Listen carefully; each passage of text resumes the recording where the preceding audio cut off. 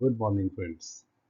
ઘણા સમયથી આપણે લોકડાઉનને કારણે ઘરમાં છીએ અને એ સારું છે, પરંતુ 12મા ધોરણ અગત્યનું વર્ષ અને હવે બિનજરૂરી સમય બગાડવો આપણને પોસાય તેમ નથી. તો આપણે જેમ અન્ય વિષયના અધ્યાપકોએ પોતપોતાનું કાર્ય શરૂ કર્યું છે, એમ આપણે પણ પર્યાવરણના જેટલા ચેપ્ટર છે, ચેપ્ટર નંબર 13થી 16 એની ચર્ચા હવે આપણે શરૂ કરીશું. તો આજથી જ આપણે આપણો નવો અભ્યાસક્રમ શરૂ કરીએ. પહેલું આપણે ચેપ્ટર નંબર 13 જોઈએ, સજીવો અને એની વસ્તી. સજીવો એટલે કે જીવંત. પહેલી વસ્તુ તો એ છે કે આપણે જીવંત અને નિર્જીવ વચ્ચેનો તફાવત આપણને ખબર છે.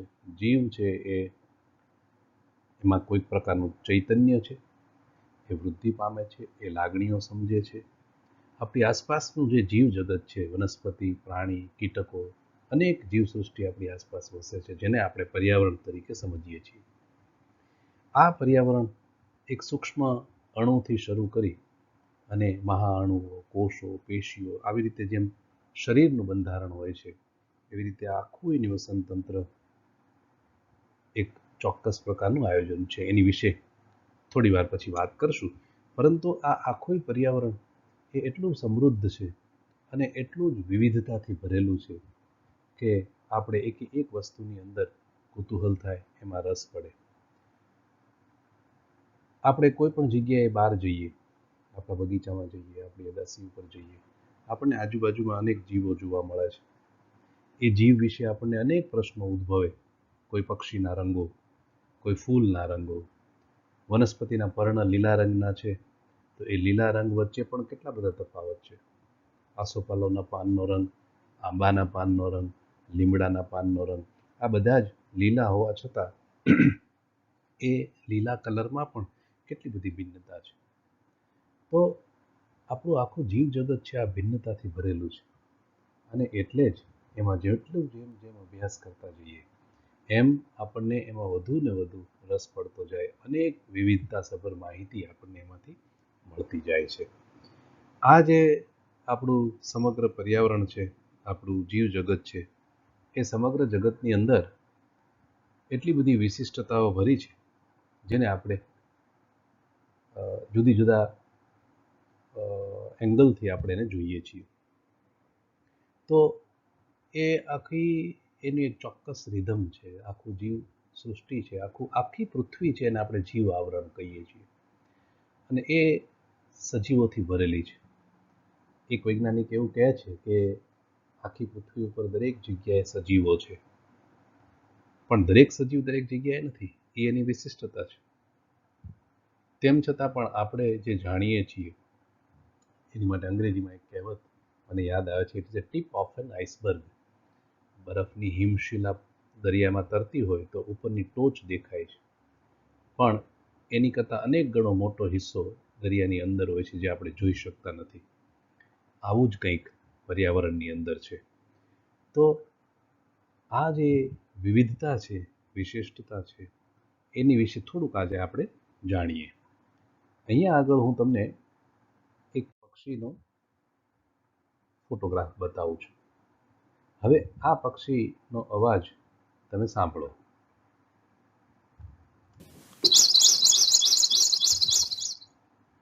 ફરી એકવાર સાંભળો.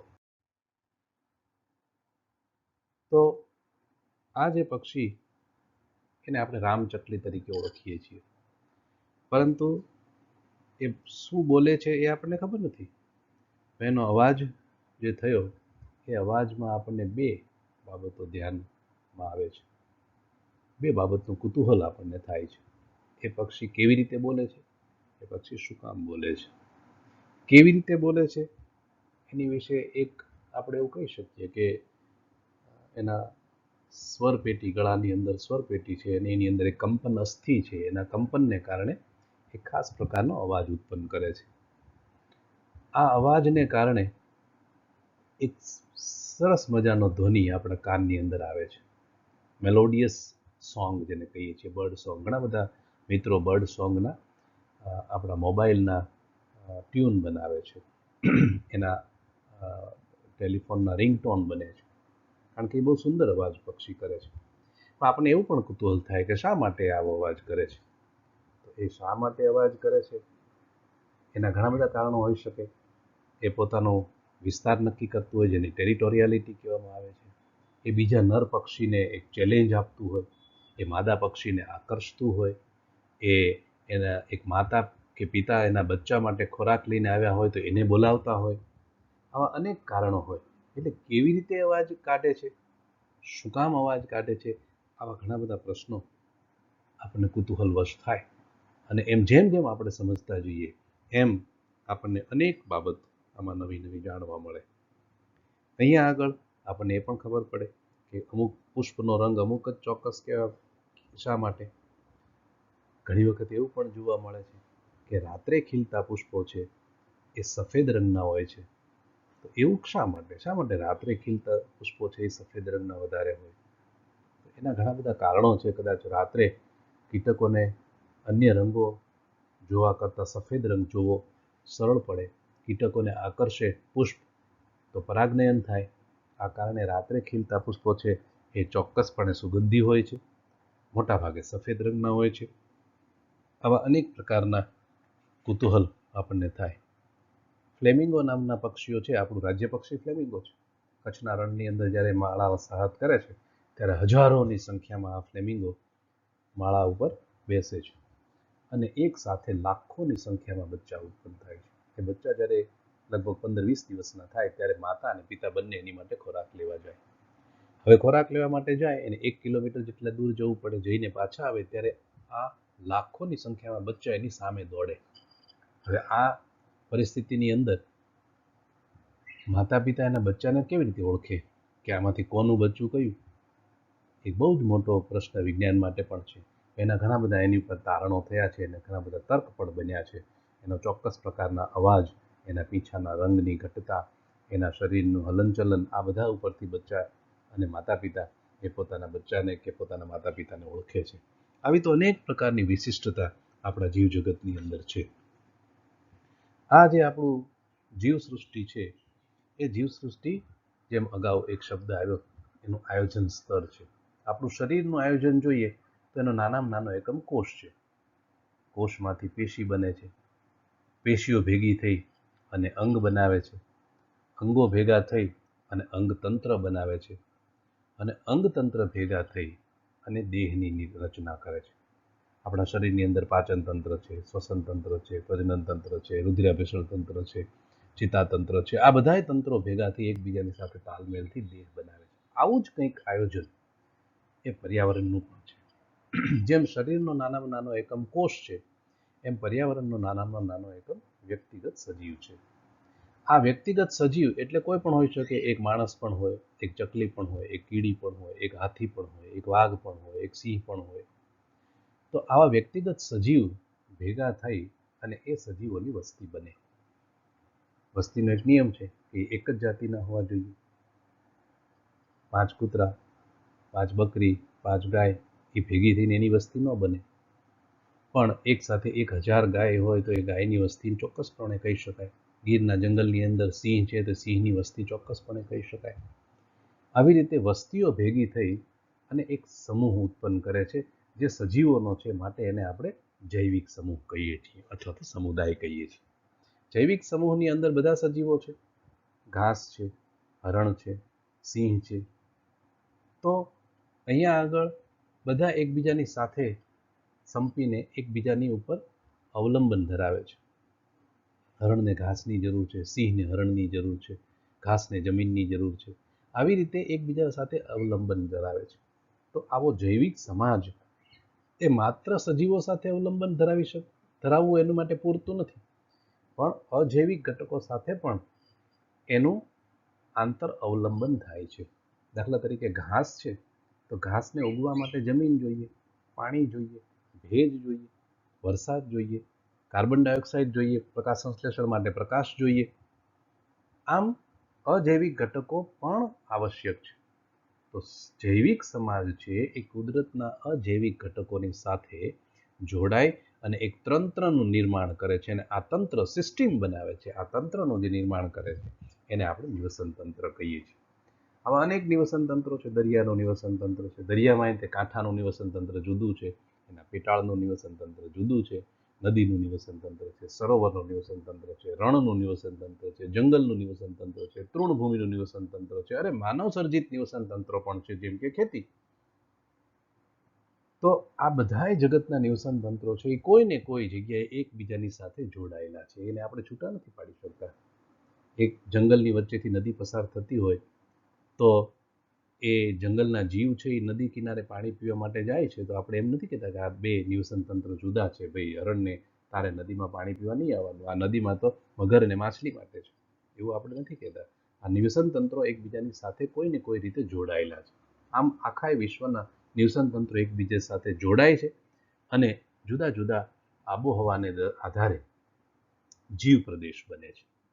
આવા જીવ પ્રદેશો, દાખલા તરીકે રણ, તો એક વિશ્વના બધાય રણ ભેગા થાય ત્યારે એક રણનો જીવ પ્રદેશ બને.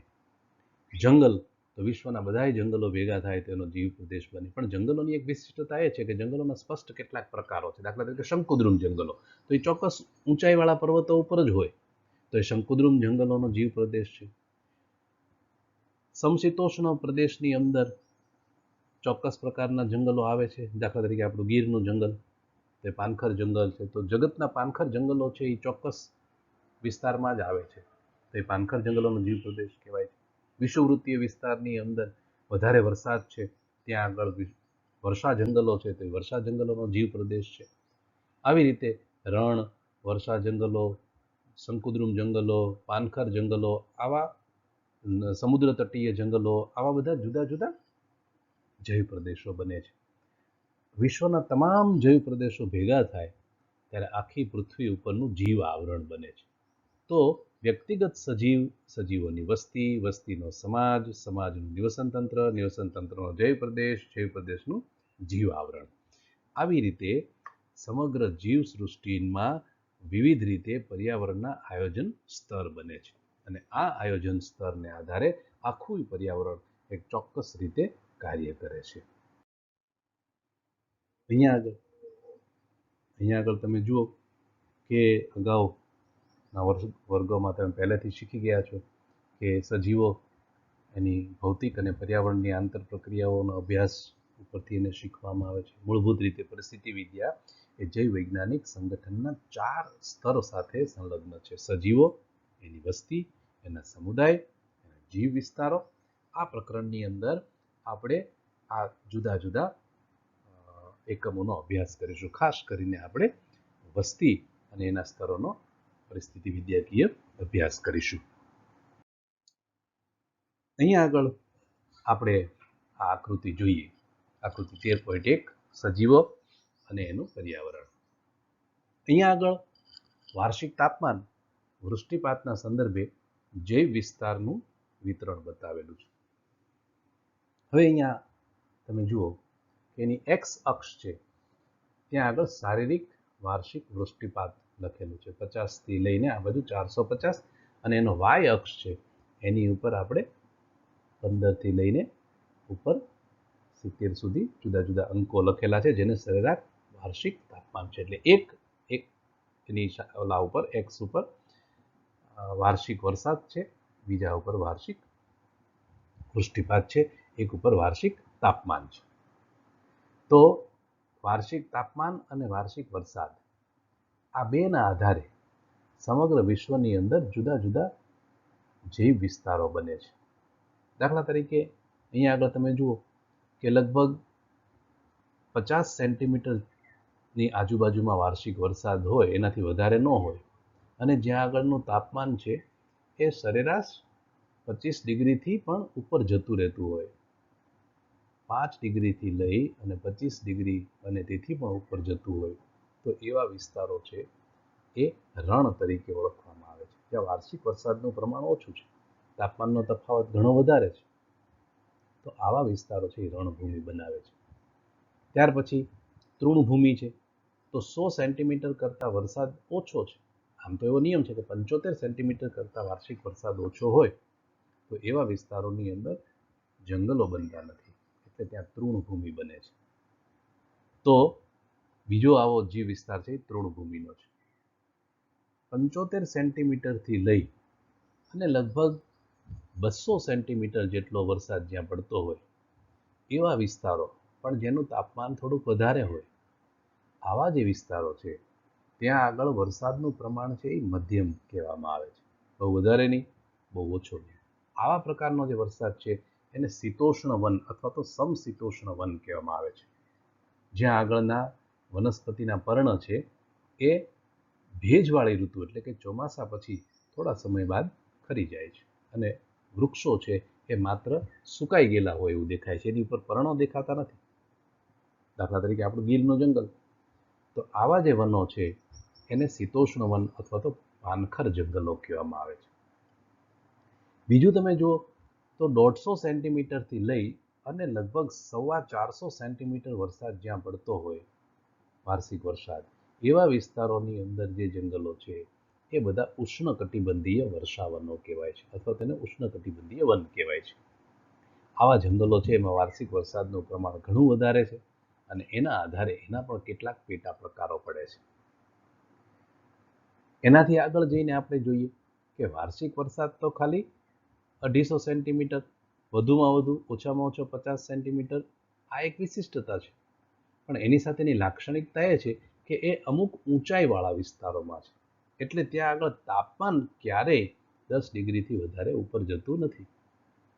આવા જે વિસ્તારોમાં જે જંગલો બને છે એ સોયાકાર પર્ણોવાળા વિશિષ્ટ પ્રકારની વનસ્પતિ, દાખલા તરીકે દેવદાર, પાઇન, આવા જે વૃક્ષો છે જેનો આકાર શંકુ આકારનો છે. શંકુ આકાર એટલા માટે છે કે ત્યાં આગળ બરફ વર્ષા થાય છે અને બરફ વર્ષા થાય અને પહોળા પર્ણો હોય તો પર્ણની અંદરની વાહિનીઓનું પાણી છે એ ઘન સ્વરૂપમાં ફેરવાઈ જાય, બરફ બની જાય અને એટલે એ શિરાઓ, પર્ણ શિરાઓ છે એ ફાટી જાય.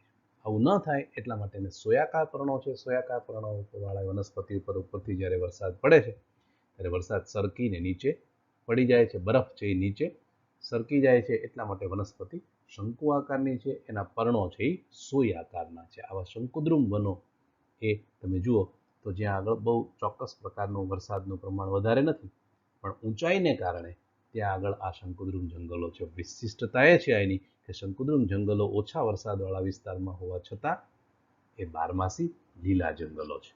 પણ ત્યાં આગળ પ્રકાશનું પ્રમાણ બીજા વિસ્તારો કરતાં એટલે કે ઉષ્ણકટિબંધ અને સમશીતોષ્ણ કટિબંધ કરતાં ઓછું હોય છે, મંદ હોય છે, તીવ્રતા પ્રકાશની ઓછી હોય છે, એટલા માટે ત્યાં આગળની જીવસૃષ્ટિ છે એ વિશિષ્ટ પ્રકારની જીવસૃષ્ટિ છે. આની અંદર પાંચમો જે પ્રકાર છે એ આર્કટિક અને આલ્પાઇન ટુન્ડ્ર કહેવાય છે.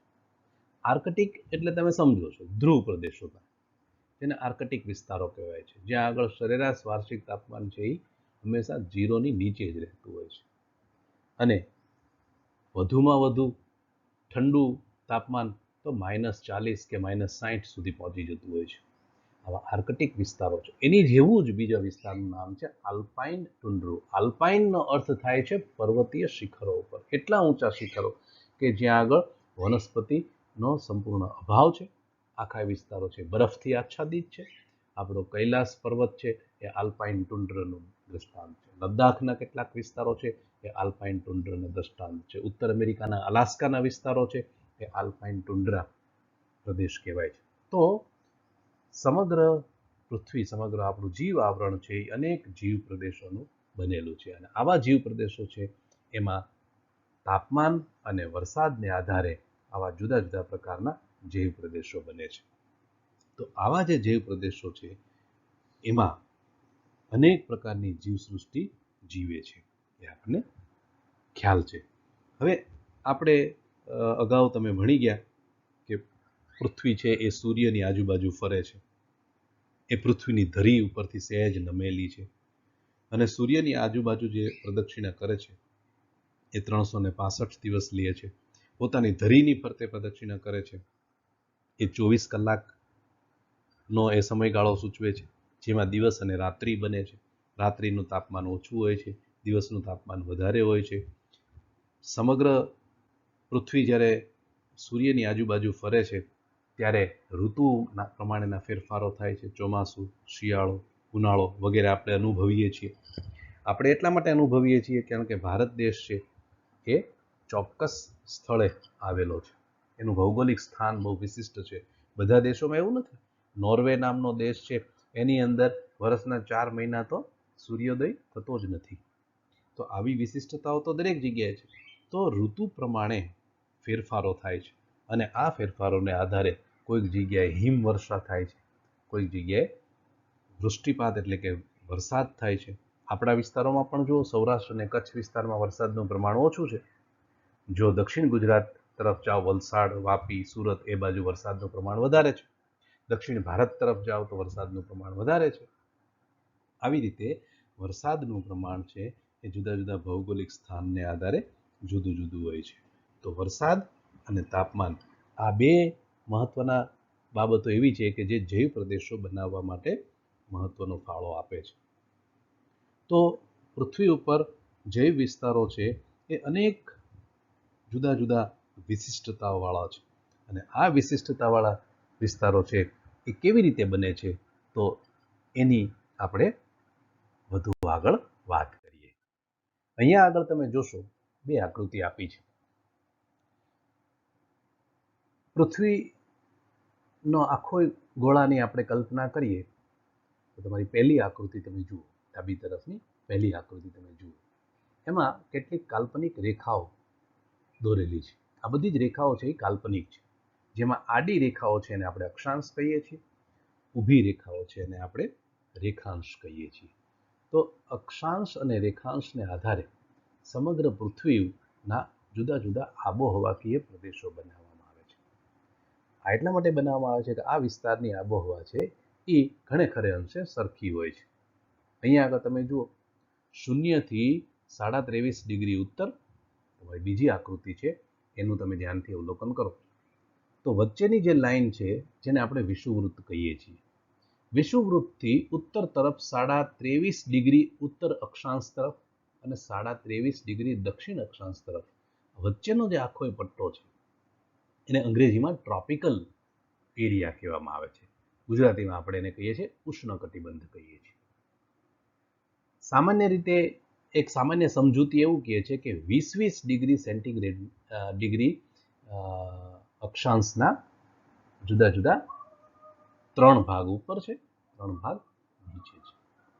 તો 0 થી 23.5, ત્યાંથી ઉપર બીજા 23.5, ત્યાંથી ઉપર ત્રીજા 23.5, આવી રીતે જુદા જુદા ભાગો પડે છે.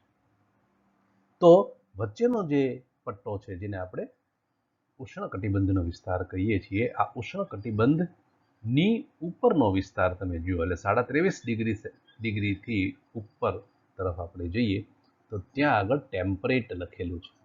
પણ આ ટેમ્પરેટ અને ટ્રોપિકલ એટલે કે ટેમ્પરેટનો અર્થ થાય છે સમશીતોષ્ણ. તો સમશીતોષ્ણ અને ઉષ્ણ આ બંનેની જે વચ્ચેની એક રેખા, જે કાળી રેખા અહીંયા દેખાય છે, એ વિસ્તાર છે એને ઉપ ઉષ્ણકટિબંધ કહેવાય છે. આ બંનેનો સંયુક્ત વિસ્તાર છે. એટલા માટે આપણે 20 ડિગ્રીના ભાગ પડે છે. એટલે 23.5 ડિગ્રી એટલે 3 ડિગ્રી ઉપર નીચેના ભેગા થઈને વચ્ચેનો જે ભાગ બને છે એને આપણે ઉપ ઉષ્ણકટિબંધ કહીએ છીએ. તો એવી રીતે વચ્ચેથી ઉપર તરફ આપણે જઈએ તેમ ઉષ્ણકટિબંધ, ઉપ ઉષ્ણકટિબંધ, સમશીતોષ્ણ કટિબંધ અને આર્કટિક અથવા તો શીત કટિબંધ. આવી રીતે ઉત્તરમાં ઉષ્ણ, ઉપ ઉષ્ણ, સમશીતોષ્ણ અને આર્કટિક અથવા તો શીત, આવી રીતે 4 વિભાગો ઉપર અને 4 વિભાગો નીચે. 0 ડિગ્રીથી નીચે એટલે કે દક્ષિણ તરફ 4 અને ઉત્તર તરફ 4 આવા વિભાગો પડે છે, જેને આપણે આબોહવાકીય પ્રદેશો કહીએ છીએ. આબોહવાકીય પ્રદેશો એને એટલા માટે કહીએ છીએ કે આ સમગ્ર વિસ્તારની અંદર એક સરખી આબોહવા છે. જો આપણે ઉષ્ણકટિબંધની વાત કરતા હોઈએ તો એ ભારતનું કેરળ રાજ્ય હોય કે મલેશિયાનું કુઆલાલુમ્પુર હોય કે દક્ષિણ અમેરિકાનું બ્રાઝિલ હોય, આ જુદા જુદા દેશોની અંદર આવેલા સ્થળો છે, પણ આ બધા જ ઉષ્ણકટિબંધમાં આવેલા છે. માટે તેની આબોહવાકીય પરિસ્થિતિ સરખી હોય છે. એટલા માટે ત્યાંની જીવસૃષ્ટિ છે એ ઘણે ખરે અંશે સરખી હોય છે. આવી રીતે સમગ્ર વિશ્વની અંદર આબોહવાકીય વિસ્તારો પાડવામાં આવે છે. આ આબોહવાકીય વિસ્તારો છે એ સમગ્ર પૃથ્વીની અંદર પૃથ્વી દ્વારા પરિભ્રમણ જે થઈ રહ્યું છે સૂર્યની ફરતે, એને કારણે જે ફેરફારો થઈ રહ્યા છે એમાં એના આધાર લઈ અને આબોહવાકીય પ્રદેશોનું નિર્માણ કરવામાં આવે છે. હવે આ આબોહવાકીય પ્રદેશોની અંદર કેટલાક ક્ષેત્રીય ફેરફારો હોય છે. દાખલા તરીકે ઉષ્ણકટિબંધની અંદર કોઈ પર્વત આવેલો હોય તો એ પર્વતની તળેટી અને પર્વતના શિખર ઉપરના ઉષ્ણતામાનમાં થોડા ફેરફાર હોઈ શકે. તો આ પ્રકારે સમગ્ર વિશ્વની અંદર જુદા જુદા પ્રકારના નિવસન તંત્રોને કારણે જુદા જુદા પ્રકારના નિવાસ સ્થાનોની રચના થાય છે. આ જે નિવાસ સ્થાનોની રચના થાય છે એની વિશે થોડીક આપણે વાતો કરીએ. તો અહીંયા તમે જુઓ, બે ચિત્રો બતાવ્યા છે, બંને જંગલો છે. એક જંગલ જ્યાં લખ્યું છે ઉષ્ણકટિબંધીય વર્ષાવનો. તમે સમજી શકો છો કે પૃથ્વીના વચ્ચેનો જે પટ્ટો છે જેને આપણે ઉષ્ણકટિબંધ અથવા તો વિષુવવૃત્તીય પ્રદેશ કહીએ છીએ, આવા વિસ્તારનું આ ચિત્ર છે. એની અંદર જે જંગલો આવેલા છે એ બારમાસી લીલા વર્ષાવનો આવેલા છે. આપણે આકૃતિ 13.1 અગાઉ જોઈ, એની અંદર આપણે જોયું કે જ્યાં આગળ વાર્ષિક વરસાદનું પ્રમાણ 150 સેન્ટીમીટરથી લઈ અને 450-450 સેન્ટીમીટર જેટલું હોય, આવા વિસ્તારોની અંદર વરસાદનું પ્રમાણ વધારે હોવાને કારણે ભેજનું પ્રમાણ વધારે છે અને એટલે ત્યાં આગળ વનસ્પતિ છે એ પહોળા પર્ણોવાળી, બારે માસ લીલી રહેનારી અને ખૂબ મોટા પ્રમાણમાં બાષ્પોત્સર્જન કરનારી છે. કારણ કે ભૂગર્ભ જળ સમૃદ્ધ છે, સપાટીય જળ સમૃદ્ધ છે, હવાની અંદર ભેજનું પ્રમાણ ઘણું બધું છે. આ બધું હોવાને કારણે આ જંગલો છે એને બારમાસી લીલા જંગલો કહેવામાં આવે છે અથવા તો વર્ષાવનો કહેવામાં આવે છે. આ વિસ્તારની અંદર ઋતુ પ્રમાણેના ફેરફાર જોવા મળતા નથી. લગભગ વર્ષમાં 12માંથી 8 મહિનાથી પણ વધારે વરસાદ પડે છે અને બારે માસ એક સરખી ઋતુનો અનુભવ થાય છે. આવા જે જંગલો છે એને વર્ષાવનો કહેવામાં આવે છે. આવી રીતે બીજું જે ચિત્ર છે ત્યાં આગળ લખ્યું છે પાનખર અથવા તો પર્ણપ્રપાતી જંગલો. આ પાનખર જંગલો છે એ સમશીતોષ્ણ કટિબંધની લાક્ષણિકતા છે. અહીંયા આગળ જંગલોને જોઈને તમને એમ થશે કે આ તો બધા સુકાઈ ગયેલા વૃક્ષો છે, વનસ્પતિમાં કોઈ પાન જ નથી, નીચે તો બધું બળેલું દેખાય છે. પણ એ ખરેખર જંગલોની અંદર જોવા મળતી ભૂમિય વિશિષ્ટતાઓ છે. સુકાઈ ગયેલા વનોની અંદર માનવ વસ્તીની અવરજવરને કારણે, અકસ્માતને કારણે અથવા તો જાણી બૂજીને આગ લગાડવાનું પણ બને છે. એને કારણે જંગલના તલ પ્રદેશ ઉપરનો જે ઘાસ જેવી વનસ્પતિઓ છે એ બળી જાય છે. પણ મહત્વની બાબત એ નથી. મહત્વની બાબત એ છે કે એ જંગલોના આ ચિત્રની અંદર આપણને પર્ણ દેખાતા નથી. તો પર્ણ નથી દેખાતા તો વનસ્પતિ પ્રકાશ સંશ્લેષણ નથી કરતી. તો વનસ્પતિ પ્રકાશ સંશ્લેષણ નથી કરતી એનો અર્થ એમ કે એ વનસ્પતિ સુષુપ્ત અવસ્થામાં છે. શા માટે સુષુપ્ત અવસ્થામાં એને રહેવું પડે છે? કારણ કે ઉષ્ણકટિબંધના સરખામણીમાં આ જંગલોની અંદર ભેજનું પ્રમાણ ઓછું છે, વાર્ષિક વરસાદનું પ્રમાણ ઓછું છે. વાર્ષિક વરસાદ છે એ 100 સેન્ટીમીટરની આજુબાજુ છે, કોઈક જગ્યાએ તો 100 સેન્ટીમીટરથી પણ ઓછો છે. તો આવા જે વિસ્તારો છે કે જ્યાં આગળ સરેરાશ 75થી લઈ અને 200 સેન્ટીમીટર, એમાં ઘણી બધી વિભિન્નતા છે. એની ડિટેલ આપણે અત્યારના પરિસ્થિતિમાં જોવાની જરૂર નથી.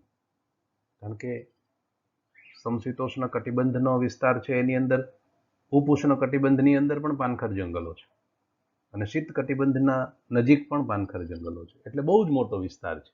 એટલે વરસાદનું પ્રમાણ છે એ બધી જગ્યાએ જુદું જુદું છે. પણ પર્ણો બારે માસ બાષ્પોત્સર્જન કરી શકે તેટલા પ્રમાણમાં ભેજ જમીનની અંદર નથી કે હવામાં નથી. માટે વનસ્પતિ છે એ ભેજવાળી ઋતુ પૂરી થયા બાદ તરત જ પર્ણ છે એ ખરી જાય છે. માટે એને પર્ણપ્રપાતી અથવા તો પાનખર જંગલો કહે છે. તો આવા જે જંગલો છે એ એક સમગ્ર પૃથ્વી ઉપર જીવ પ્રદેશ બનાવે છે. એની જીવસૃષ્ટિ છે એ વિશિષ્ટ છે અને અનેક પ્રકારના વિવિધતાસભર પશુ પક્ષીઓ અને વનસ્પતિઓ આ જંગલોમાં પણ જોવા મળે છે. જેવી રીતે ઉષ્ણકટિબંધીય વર્ષાવનોમાં સમૃદ્ધ જીવસૃષ્ટિ છે, વૈવિધ્યસભર જીવસૃષ્ટિ છે, એવી જ જીવસૃષ્ટિ પાનખર જંગલોમાં પણ જોવા મળે છે. આ બીજા બે નિવાસ સ્થાનો આપણે જોઈએ. આ ભારત દેશના આપણે મુખ્ય નિવસન તંત્રો વિશે વાત કરી રહ્યા છીએ, પ્રાથમિક વાત કરી રહ્યા છીએ. તો આ બીજો વિસ્તાર છે એ રણ છે. રણમાં પણ ઘણા બધા પ્રકારો છે. દાખલા તરીકે આપણું લદ્દાખનો વિસ્તાર છે એ પણ રણ છે, અને કચ્છના વિસ્તારો છે એ પણ રણ છે, રાજસ્થાનમાં પણ રણ છે. તો આ બધા જ રણ છે. તો મુખ્યત્વે રણના બે તફાવત, બે પ્રકાર જોવા મળે છે. એકને આપણે શીત રણ કહીએ છીએ, બીજાને આપણે ઉષ્ણ રણ કહીએ છીએ. રાજસ્થાનનું જે રણ છે એ ઉષ્ણ રણનો પ્રકાર છે. લદ્દાખનું રણ છે એ શીત રણનો પ્રકાર છે. મહત્વની બાબત એ છે કે અહીંયા આગળ વાર્ષિક વરસાદનું પ્રમાણ અત્યંત ઓછું છે. ઉષ્ણ રણની અંદર તાપમાન છે એ ઉનાળાની અંદર 50 ડિગ્રીથી પણ વધારે થાય છે, જ્યારે શીત રણની અંદર શિયાળામાં રાત્રિનું તાપમાન -60 ડિગ્રીથી પણ વધુ નીચે જાય છે. આટલી જે પરિસ્થિતિ થાય છે, પર્યાવરણીય પરિસ્થિતિ છે, એ અત્યંત પ્રતિકૂળ છે, કઠોર પરિસ્થિતિ છે. એટલે આ વિસ્તારની અંદર જે જીવસૃષ્ટિ વસે છે એ વિશિષ્ટ પ્રકારની જીવસૃષ્ટિ વસે છે. અત્યંત ઓછા પાણીથી ચલાવી લેવું, ભેજથી ચલાવી લેવું એવી જીવસૃષ્ટિ અહીંયા વસે છે. બીજું ચિત્ર તમે જોઈ રહ્યા છો સમુદ્ર તટનું છે. સમુદ્ર તટના વિસ્તારોની અંદર ભેજનું પ્રમાણ વિશિષ્ટ હોય છે. દરિયાકાંઠામાં રેતીમાં વસતા સજીવો છે, દરિયાઈ જીવો છે, સાથે સાથે કાંઠા પાસે આવેલા કેટલાક વિશિષ્ટ પ્રકારની વનસ્પતિના જંગલો છે, જે ક્ષારપ્રિય વનસ્પતિ કહેવાય છે, જેને મેંગ્રોવ વનસ્પતિ કહેવાય છે. સમુદ્ર તટીય જંગલો બનાવે છે. એનું એક આખું વિશિષ્ટ નિવસન તંત્ર બનાવે છે. એની અંદર કેટલીય પ્રકારની દુર્લભ જીવસૃષ્ટિ નભે છે. તો આવા સમુદ્ર તટીય જીવ વિસ્તારો આપણા દેશની અંદર લગભગ 8000 કિલોમીટર લાંબો દરિયાકાંઠો છે.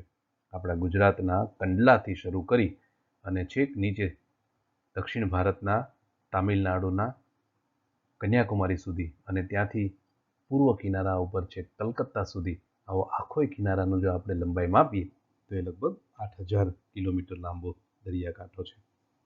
આ સમુદ્ર કાંઠાની વિશિષ્ટતા તો હોય, પણ સાથે સાથે સમુદ્રની અંદર પણ અનેક પ્રકારના નિવાસસ્થાનો બને છે, જેને આપણે કહીએ છીએ ગહન મહાસાગરીય ખાડીઓ. અહીંયા આગળ તમે જુઓ તો દરિયાની અંદર લગભગ 10,000 મીટરની ઊંડાઈએ એવા વિસ્તારો છે કે જ્યાંથી લાવારસ નીકળે છે, અને એને કારણે ત્યાંનું તાપમાન 100 ડિગ્રી જેટલું ઊંચું જાય છે. દરિયાની ઉપરની સપાટી ઉપર આપણે થર્મોમીટરથી માપીએ તો તાપમાન ગમે તેટલો ઉનાળો હોય 36 ડિગ્રીથી વધારે નથી હોતું. એ જ સમુદ્રની અંદર એની ઉષ્ણ ખાઈઓ છે, જેને ડીપ ઓશેનિક ટ્રેન્ચીસ કહેવામાં આવે છે, એની અંદર લાવારસને કારણે તાપમાન છે એ 100 ડિગ્રી સેન્ટીગ્રેડ જેટલું ઊંચું જાય છે, અને ત્યાં પણ કેટલાક બેક્ટેરિયા જેવા સજીવો અસ્તિત્વ ધરાવે છે, જેની ઉપર 10,000 મીટર જેટલું પાણીનું સ્તર છે, એટલા દબાણ અને આટલા ઉષ્ણ તાપમાનમાં પણ સજીવો વસે છે. એની બાજુમાં તમે જુઓ બરફથી આચ્છાદિત આખો વિસ્તાર. અગાઉ જે આપણે એક શબ્દ જોયો હતો આર્કટિક અને આલ્પાઇન ટુંડ્ર, જેને ગુજરાતીમાં તુષાર ભૂમિ પણ કહેવામાં આવે છે. ટુંડ્ર પ્રદેશ તમે તમારા હાઈસ્કૂલના દિવસોની અંદર, પ્રાથમિક શાળાના દિવસોની અંદર ભૂગોળની અંદર આ શબ્દો ભણ્યા હશો. તો આવા જે વિસ્તારો છે જ્યાં આગળ ક્યારેય વનસ્પતિ ઉગતી નથી અને જમીનનું ઉપરનું પડ છે એ બરફથી થીજેલું રહે છે, એટલા માટે વનસ્પતિઓનું ઉગવું ત્યાં શક્ય નથી.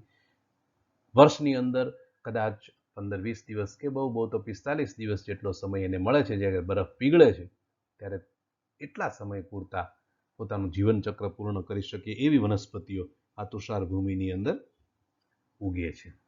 તો આવા વિસ્તારો જે છે, આ ઉપરાંત બીજા કેટલા એવા વિસ્તારો છે જે ગરમ પાણીના ઝરણાઓ છે, દાખલા તરીકે કેટલીક સેન્દ્રિય ખીણો છે જેની અંદર સડતા દ્રવ્યો ભરેલા છે. એટલું જ નહીં, પણ આપણું શરીર પણ કેટલાય સજીવોનું નિવાસસ્થાન છે. આપણા આંતરડાની અંદર કેટલાય સજીવો વસે છે, અને કદાચ કેટલાક માણસો જો સ્વચ્છતા ન રાખતા હોય તો એના માથામાં પણ કેટલાક સજીવો વસે છે. આમ જીવસૃષ્ટિ છે એ અનેક વૈવિધ્યસભર નિવાસસ્થાનોની અંદર વસે છે. અહીંયા આગળ તમે જુઓ તો કેટલા બધા સજીવો એવા છે કે જે અનેક જગ્યાએ પોતાનો વસવાટ બનાવે છે. દાખલા તરીકે આ બાજુ ડાબી તરફનું ચિત્ર તમે જુઓ, જ્યાં આગળ બેક્ટેરિયા, વાયરસ અને ફંજાઈ એમ લખેલું છે, એટલે કે બેક્ટેરિયા, વાયરસ અને ફૂગ. આ સજીવો છે એને આપણે રોગકારકો તરીકે ઓળખીએ છીએ. હવે આપણને એમ થાય કે આ રોગકારકોની શી જરૂર? અત્યારે કોરોનાને કારણે સમગ્ર વિશ્વની અંદર લાખો લોકોના જીવ ગયા છે, અબજો રૂપિયાનું નુકસાન થયું છે, વેપાર ઉદ્યોગો બંધ થયા છે.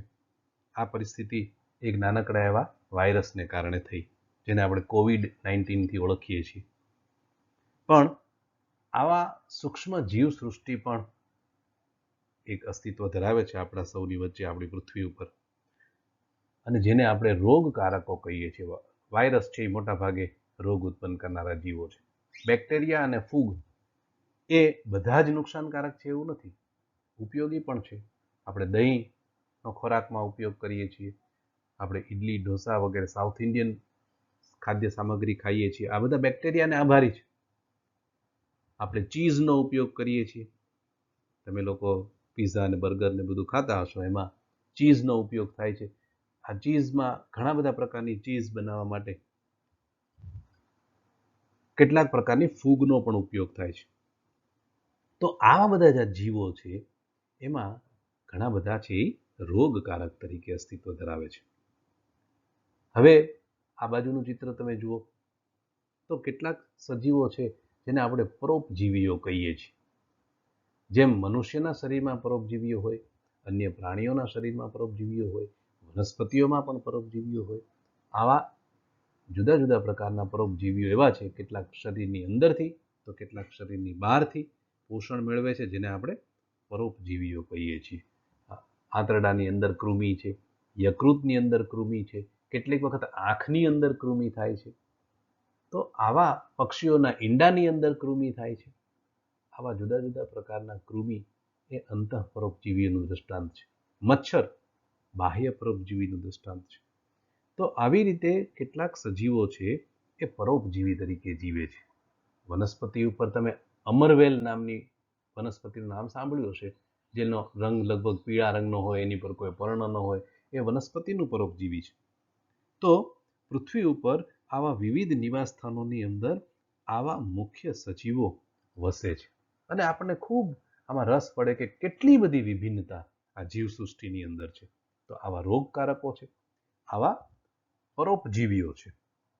હવે આ જે પરોપજીવીઓ અને રોગકારકો છે એ લાભકર્તાની સાથે સાથે નુકસાનકર્તા પણ વધારે છે. હવે બીજું આપણે જોઈએ, અહીંયા આગળ બે ચિત્રો દર્શાવેલા છે. એક છે ભક્ષકો, બીજા છે સ્પર્ધકો.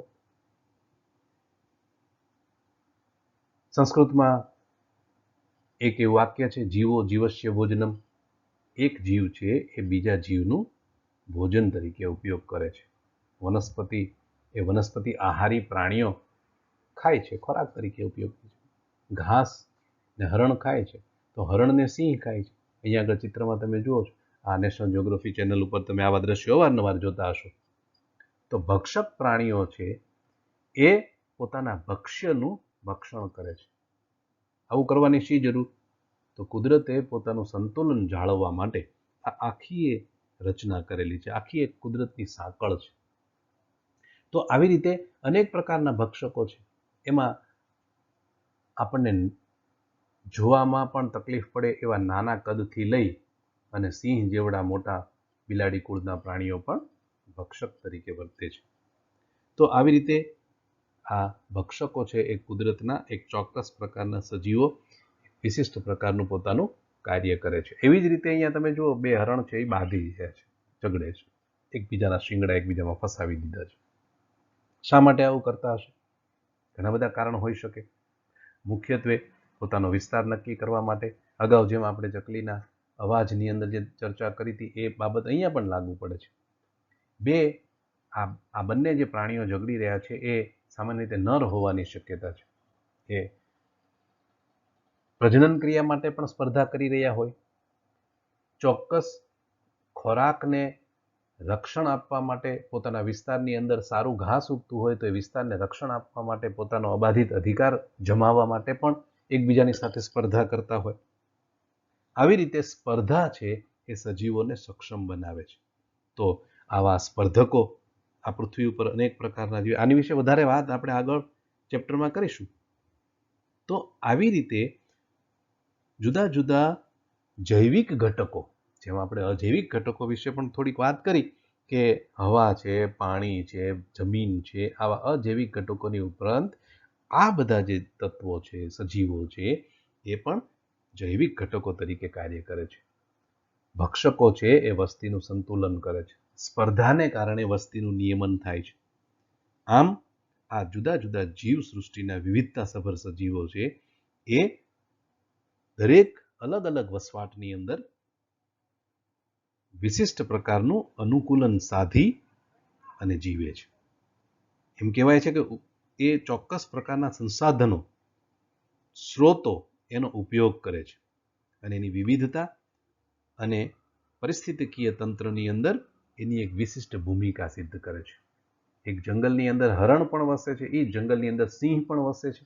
તો આ બંનેની જીવવાનો ધ્યેય છે એ જુદો છે. એ એની એક ભૂમિકા છે. સિંહ છે એ હરણનું ભક્ષણ કરી અને એની વસ્તી સંતુલિત રાખે છે.